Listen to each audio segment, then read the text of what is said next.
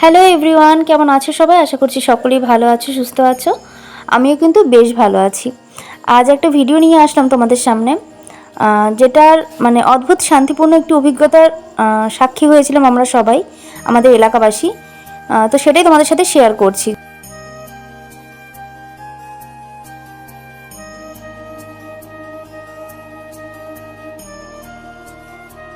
তো দেখো ঘটনাটা কি ঘটেছিল তোমাদের প্রথম থেকে বলি। আজ থেকে প্রায় 13 দিন আগে এই ডারার সাপটি রাস্তা পারাপার করতে গিয়ে একটি সাইকেলের চাকার তলায় চলে আসে, এবং তারপরে যেটা হয় যে স্বাভাবিকভাবে চাকার মানে পেঁচিয়ে গিয়ে চোট লেগে সাপটির ওই মানে মুখের থেকে কিছুটা অংশ দূরে দেখতেই পাচ্ছ কেমনভাবে বেঁকে বেন্ড হয়ে গেছিলো, জায়গাটা মানে ফুলে গেছিলো। তো পাড়ারই একটি ভাই আমাদের বাড়ির মানে রাস্তার ধারে, তো আমাদের বাড়ি তো বাড়ির একদম ধারেই মানে রাস্তাটারই ধারে সাপটিকে রেখে দিয়েছিল। তো তারপরে যাই হোক, আমরা মানে পরের দিন সকালে মানে সেদিন রাতে যখন রেখেছিল তখন ওকে তো যতই হোক সাপ তো আমরা তো একটু ভয় পাই, যদিও বা ডাঁড়া সাপে বিষ থাকে না, তবু সবাই একটা ভয় পাই। তো সেভাবেই রাখা ছিল। সেদিন রাতে আর কেউ কিছু সেভাবে করেনি বা করতে পারেনি, ওর জন্য রাত্রিবেলা এরকম ঘটনাটা ঘটেছিল। তো পরের দিন সকালে যখন যাওয়া হলো তো দেখলাম সাপের এখানটা বেশ ফুলে গেছে, দেখতেই পাচ্ছ তোমরা, অনেকটাই কিন্তু ফুলে গেছে।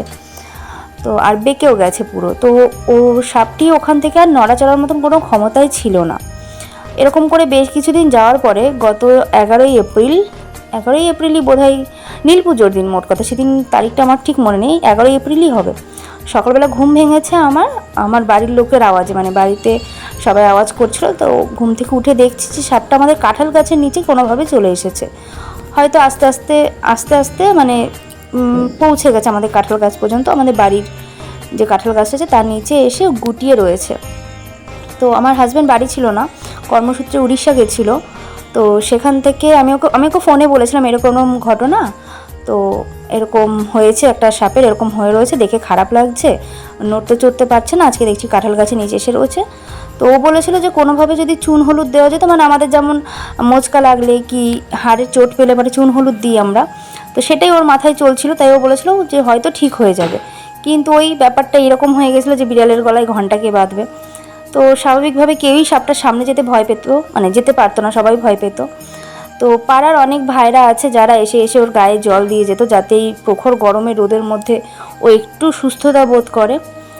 আর আমাদের বাড়ির থেকেও ওকে দুধ কলা দেওয়া হতো, এবং পাড়ার অনেক কাকিমাই আছে যারা দুধ কলা দিয়ে যেত, কিন্তু সাপটি কিছুই খেতে পারছিল না। তো অবশেষে পরশুদিন রাতে আমার হাজব্যান্ড বাড়ি এসছে, তো ওকে সমস্ত ঘটনা বললাম এরকম হয়েছে। তো তারপরে ও কালকে রাত্রিবেলা এই ভাইটিকে, দাদাটিকে, এটা দাদা হবে আমার, দাদাটিকে হচ্ছে ডেকেছিল, বলেছিল যে এরকম হয়েছে, তো তুই কি আসতে পারবি? উনি সাপ টাপ ধরে আর কি। তো উনি এসছে, সেই যে ট্রিটমেন্ট করলো, ওষুধ টষুধ দিয়ে এখন একটা কাপড় দিয়ে দিচ্ছে যাতে জায়গাটা ইনফেকশন না হয়। আর দেখে বললো যে একে রাখা যাবে না এখানে, কোনো জলাশয়ের কাছে ছেড়ে দিতে হবে, কারণ শক্ত মাটিতে ও ভর দিয়ে চলতে পারবে না, এখন সেই অবস্থা নেই। জলের মধ্যে রাখলে হয়তো ও চলতে পারবে। তো 13 দিন ধরে সাপটি সারভাইভ করেছে। আর যেহেতু কিছু খাচ্ছিল না, আর দাদা হচ্ছে ওষুধ টষুধ দিয়েছিল, তো সাপটি দেখো ভয় পেয়ে টয়লেট পটি সবই করে দিয়েছে। কিন্তু যাই হোক, সাপটিকে সুস্থতা করার জন্য আমরা ছোটোখাটো চেষ্টা করলাম, মানে আমার হাজব্যান্ডই মেনলি এই উদ্যোগটা নিয়েছে। তো খুব ভালো লাগলো, ভীষণই ভালো লাগলো। আমাদের পাড়ার সকলেও ভীষণ মানে একটা শান্তির নিঃশ্বাস ফেলো, কারণ ওকে দেখে সত্যি সবারই খুব কষ্ট হচ্ছিল। তো ভাবলাম তোমাদের সাথে ভিডিওটা শেয়ার করি। আমি যদিও বা উপর থেকে তুলেছি ভিডিওটা। তো এই ছিল ঘটনা, এটাই তোমাদের সাথে শেয়ার করার জন্য আজকের এই ছোট্ট ভিডিওটা।